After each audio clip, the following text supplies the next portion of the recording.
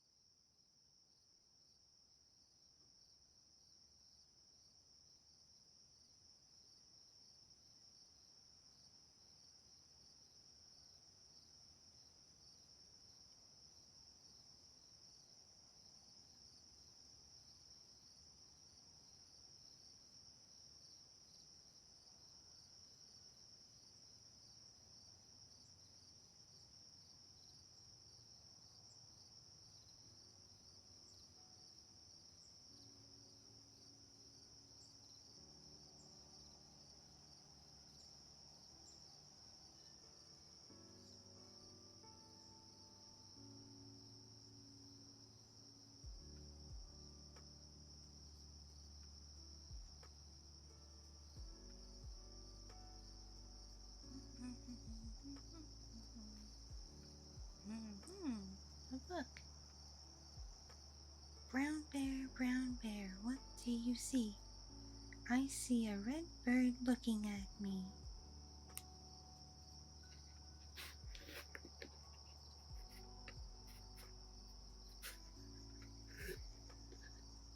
Red bird, what do you see?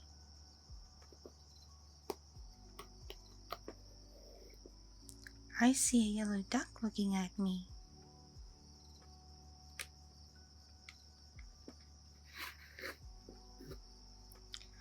Yellow duck, what do you see?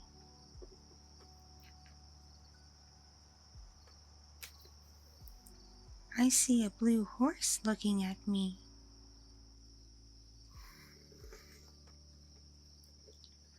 Blue horse, what do you see?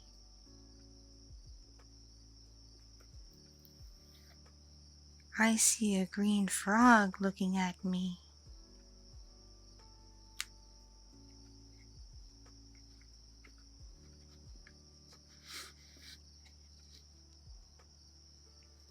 Green frog, what do you see?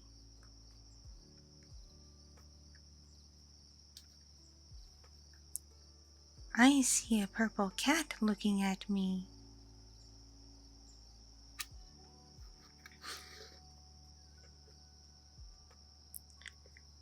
Purple cat, what do you see? I see a white dog looking at me. White dog, what do you see?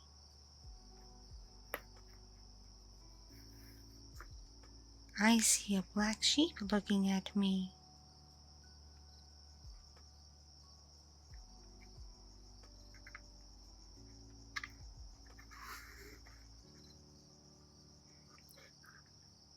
Black sheep, what do you see?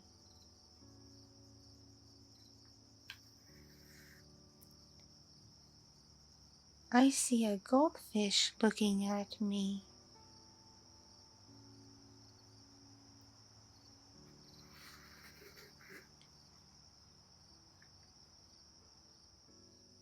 Goldfish, what do you see?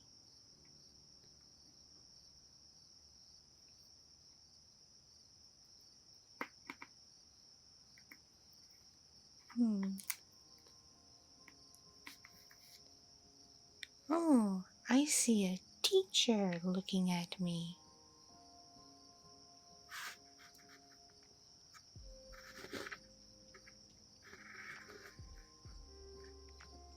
Teacher, what do you see? I see children looking at me.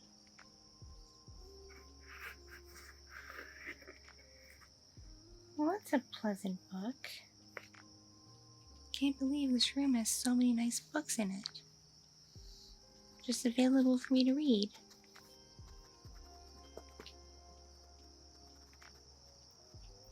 Ooh, what's this one? It's got a snake on it.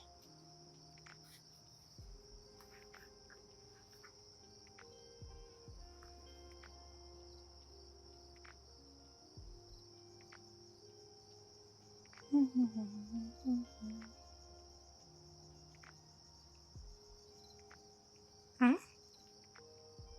Yeah? Who are you? Oh, this must be your house. And this must be your room. How long have you been standing there? Were you really just standing there listening to me read?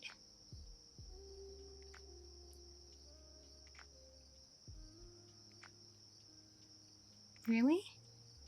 You like my voice? You think it has special properties? It's soothing? Relaxing?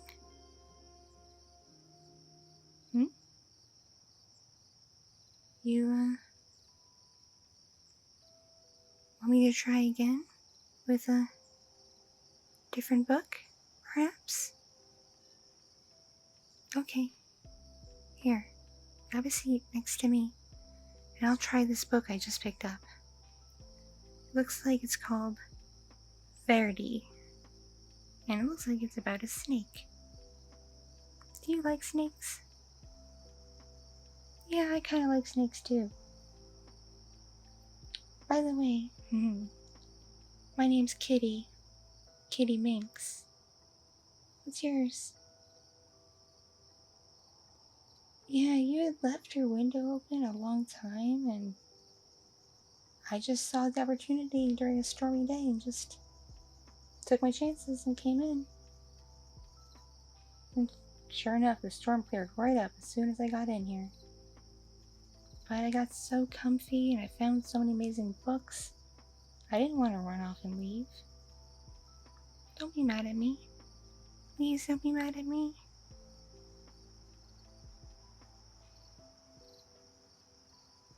Okay. Let's see if you still like my voice when I read this book. Verdi.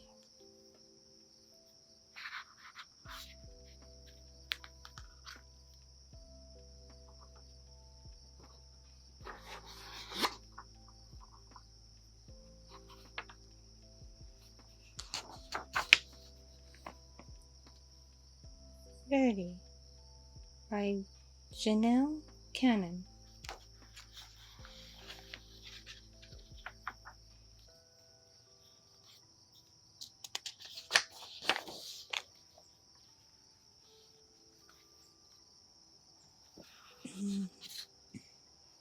On a small tropical island, the sun rose high above the steamy jungle. A mother python was sending her hatchlings out into the forest, the way all mother pythons do. Grow up big and good and green as the tree's leaves, she called to her little yellow babies as they happily scattered among the trees. But Verdi dawdled. He was proudly eyeing his bright yellow skin. He especially liked the bold stripes that zigzagged down his back. Why the hurry to grow up big and green, he wondered. Maybe some of the older snakes from the jungle could tell him. Verdi ventured into the treetops to look for them.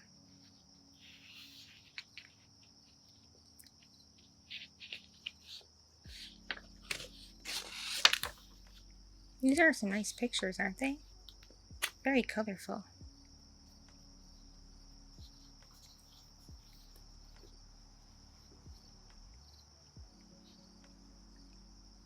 Okay.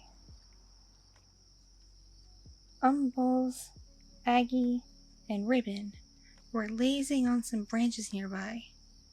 Verdi peered at their droopy green bodies. It's not polite to stare, chided Aggie. Umbles burped and groaned. It's taken nearly 4 weeks for that last lizard to digest. I surely do like lizards, but lizards don't like me. Why don't lizards like you? Asked Verdi. Don't interrupt, Umbles grumbled. Dear me, whined Aggie. If I don't shed soon, this itchy skin will drive me bananas. Verdi tapped the tune with his tail as he waited to speak. Stop that, Verdi. It makes me nervous, Ribbon complained. Besides, you'll never grow up to be properly green, always interrupting and constantly fidgeting. Verdi couldn't imagine being in such a hurry to be like them, and he really wanted to keep his sporty stripes. Hoping to find snakes that weren't so boring, Verdi slipped away.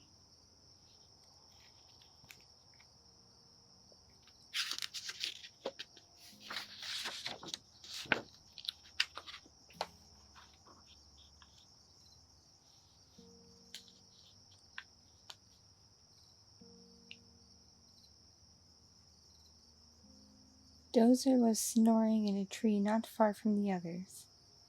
Hello, said Verdi. Do you want to climb trees with me? I'm tired, Dozer growled. Go do a few laps around the jungle, okay? Verdi's heart sank. Greens were not only lazy and boring, they were rude.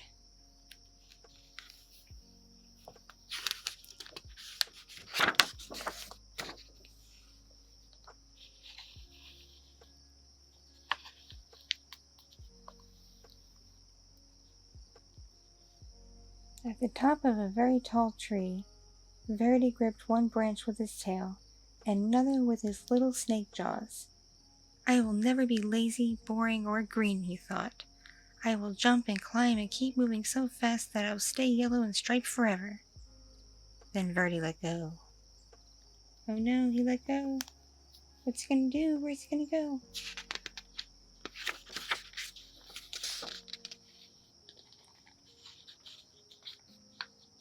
Oh no, he's like flying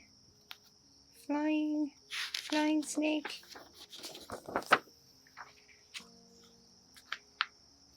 From a distance, the greens watched. Oh my, they chorused. Ribbon shook his head. At this rate, he'll be lucky to make it to his first molt. Aggie nodded. He's likely to put an eye out on that branch. Bumbles moaned.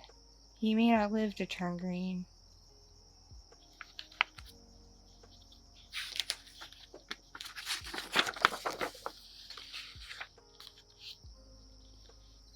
But one day, Birdie's skin began to peel, revealing a pale green stripe stretching down along his whole body.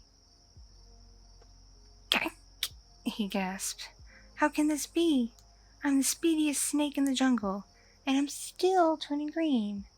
He raced down to the river, grabbing up a mouthful of rough leaves.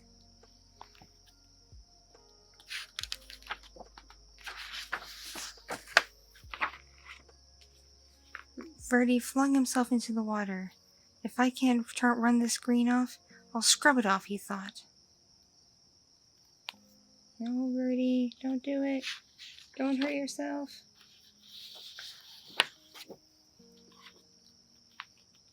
His frantic splashing caught the eye of a large bottom feeder, cruising the murky depths. The old fish hummed. Lunch! That's a pretty blobby looking fish.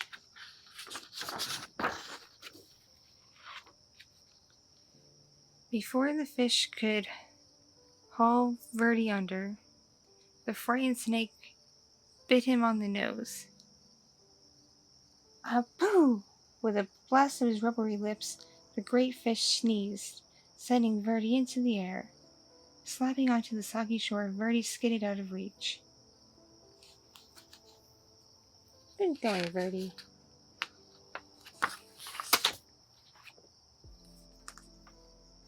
Whew! That was close, he sputtered. Every inch of his body was covered with wet, floppy mud. Kind of lumpy, kind of brown. It sure beats being green. He left the mud on.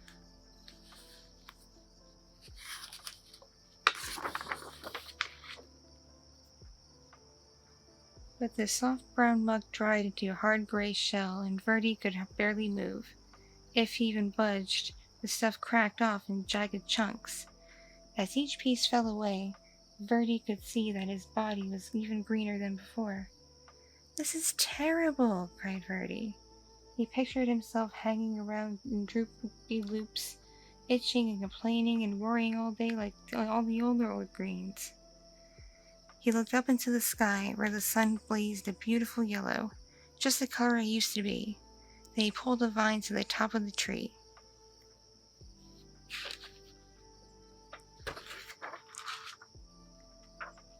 Launching himself from the treetop, Verdi started a flock of colorful birds. He became dizzy with delight. Sure, the bright sun and his lofty speed would turn him golden again. In his joy, Verdi forgot he would fall back to earth.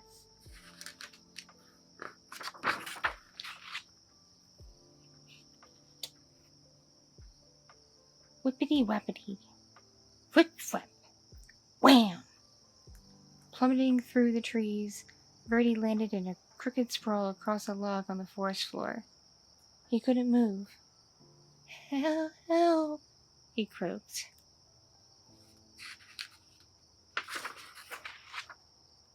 As usual, the greens had been watching Verdi's antics. They moved quickly to where he lay. Didn't we say it would come to this? Bull said, shaking his head. Aggie sighed. Lucky thing we still got 2 good eyes. They gently lifted Verdi up to a safer place where they could watch over him while he healed.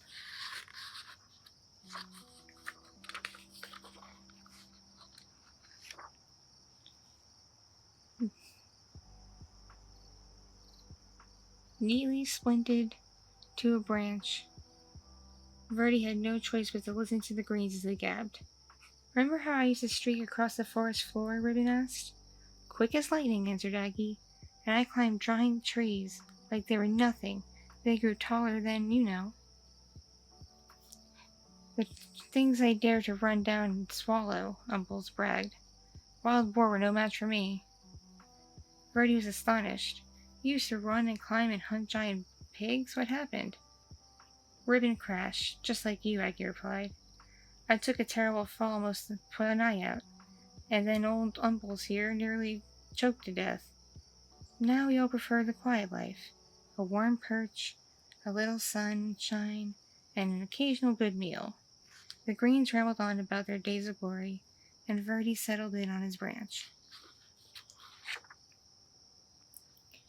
Finally, one afternoon, Umble said, Looks like you're ready to go again.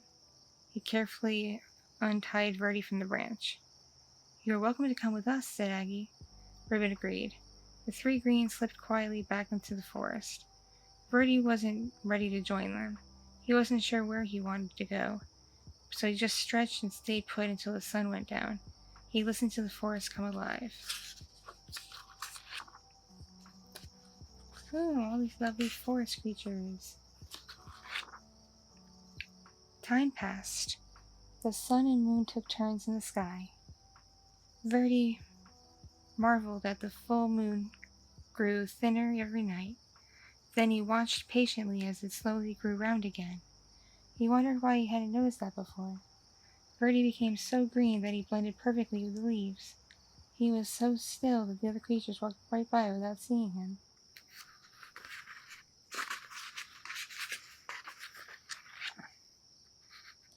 One fine morning, as Verdi basked in the sunshine, two small yellow snakes approached. They tapped and fidgeted as they stared. Get a load of the old green guy, one of them whispered. Do you think he ever moves? The other snickered. I seriously doubt it. They're just like how I used to be, thought Verdi, and I'm now what I was afraid I'd be. He looked at his big green body and slowly smiled. How would you like to climb trees with me? He asked. With you? The yellows were astounded. I'll even show you a fancy figure eight, Verdi replied, though he was a little worried about putting his eye out. With practice, the three snakes performed a perfect triple figure eight. Leaping and looping with his little striped friends, Verdi laughed. I may be big and very green, but I'm still me. The end. So, what did you think of that book? I think it's about embracing, the changes coming to you, and that even if things do change, you're still you on the inside, and you'll always be you. Nothing's ever going to change that.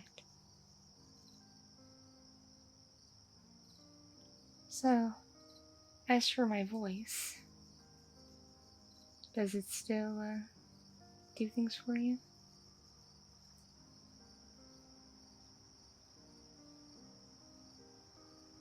Really, it does? You find it angelic and soothing? You flatter me. If you like me so much, could I perhaps maybe stay a while? Really? Okay. Deal's a deal. I'll help you go to sleep every night. And in return, you cover all my expenses so I can live. Done deal. Good an exchange. Gotcha. Oh, there's one more thing. You like ear play. I suppose I could do a little bit of that. You mean like licking, right? I've heard about that before. Especially people who really like it when Neckos do it, because we have those unique tongues. Sure, I'm willing to give it a try.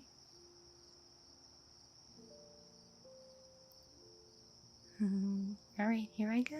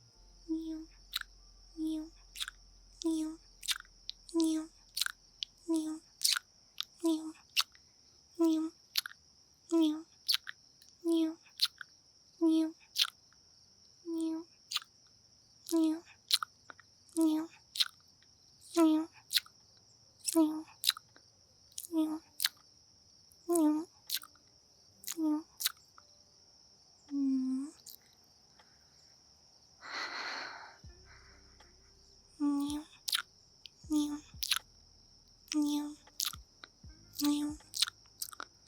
Meow. Meow. Meow.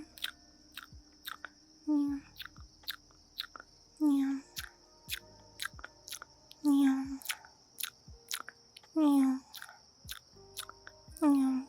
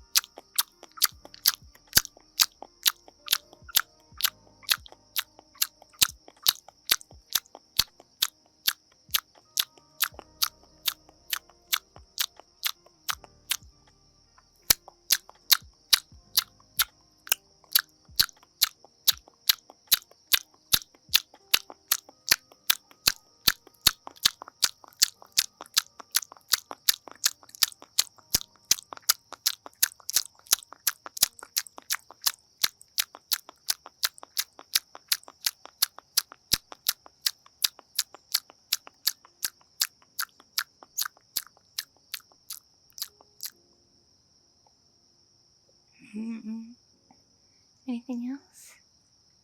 Want me to whisper? Want me to whisper the alphabet? I can do that. A, B, C, D, E, F, G, H, I, J, K,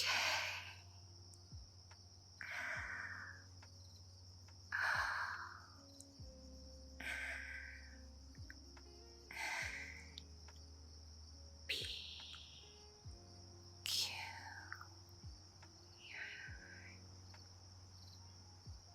S, T, U, V, W, X, Y, Z, or Z.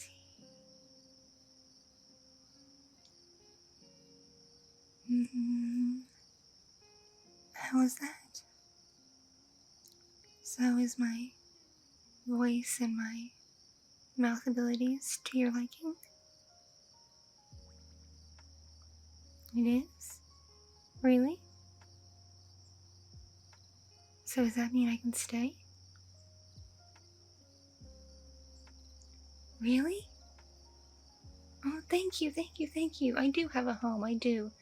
It's just it's under renovations right now, so I was looking for somewhere to stay, and hotels are really expensive, and hostels are scary, and I don't trust Airbnbs, so it's been kind of tricky.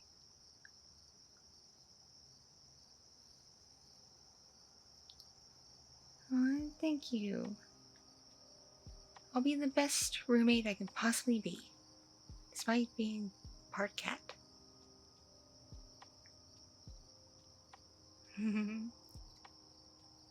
Alright, let me know when you need me to relax you later tonight. I'll be waiting and talking to myself.